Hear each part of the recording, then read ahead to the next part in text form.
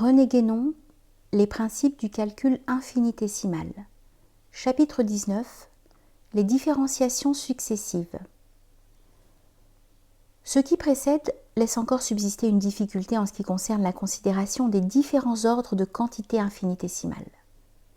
Comment peut-on concevoir des quantités qui soient infinitésimales, non seulement par rapport aux quantités ordinaires, mais par rapport à d'autres quantités qui sont elles-mêmes infinitésimales?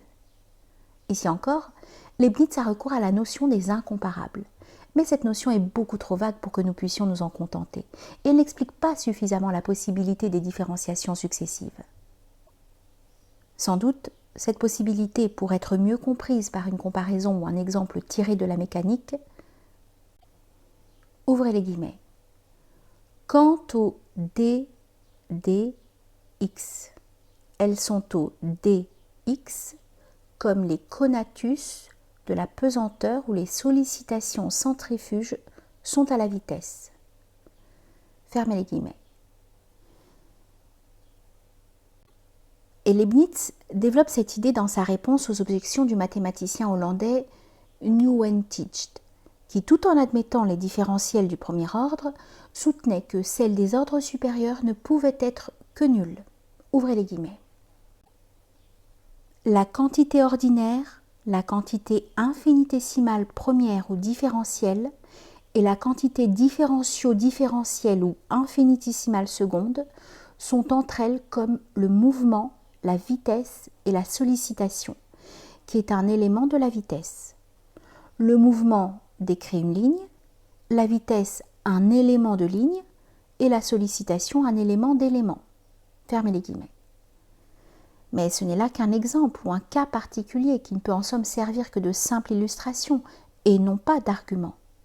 Et il est nécessaire de fournir une justification d'ordre général, que cet exemple, en un certain sens, contient d'ailleurs implicitement. En effet, les différentiels du premier ordre représentent les accroissements, ou mieux, les variations, puisqu'elles peuvent être aussi bien, suivant les cas, dans le sens décroissant que dans le sens croissant, que reçoivent à chaque instant les quantités ordinaires. Telle est la vitesse par rapport à l'espace parcouru dans un mouvement quelconque.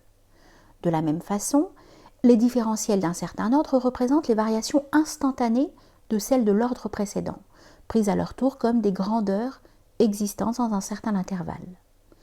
Telle est l'accélération par rapport à la vitesse. C'est donc sur la considération de différents degrés de variation, bien plutôt que de grandeurs incomparables entre elles, que repose véritablement la distinction des différents ordres de quantités infinitésimales. Pour préciser la façon dont ceci doit être entendu, nous ferons simplement la remarque suivante. On peut établir, parmi les variables elles-mêmes, des distinctions analogues à celles que nous avons établies précédemment entre les quantités fixes et les variables. Dans ces conditions, pour reprendre la définition de Carnot, une quantité sera dite infinitésimale par rapport à d'autres quand on pourra la rendre aussi petite qu'on le veut, sans qu'on soit obligé pour cela de faire varier ces autres quantités. C'est qu'en effet, une quantité qui n'est pas absolument fixe ou même qui est essentiellement variable, ce qui est le cas des quantités infinitésimales, de quelque ordre qu'elle soit d'ailleurs, peut cependant être regardée comme relativement fixe et déterminée, c'est-à-dire comme susceptible de jouer le rôle de quantité fixe par rapport à certaines autres variables. C'est dans ces conditions seulement qu'une quantité variable peut être considérée comme la limite d'une autre variable, ce qui, d'après la définition même de la limite, suppose qu'elle est regardée comme fixe, au moins sous un certain rapport, c'est-à-dire relativement à celle dont elle est la limite.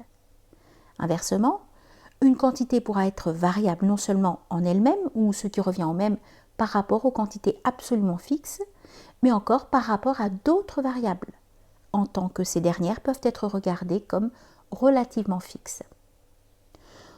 Au lieu de parler à cet égard de degrés de variation comme nous venons de le faire, on pourrait encore parler tout aussi bien de degrés d'indétermination, ce qui au fond serait exactement la même chose, envisagée seulement à un point de vue un peu différent.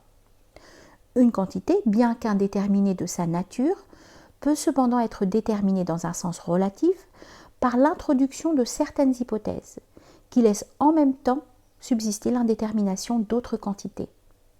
Ces dernières seront donc, si l'on peut dire, plus indéterminées que les autres, ou indéterminées à un degré supérieur. Et ainsi, elles pourront avoir avec elles un rapport comparable à celui que les quantités indéterminées ont avec les quantités véritablement déterminées.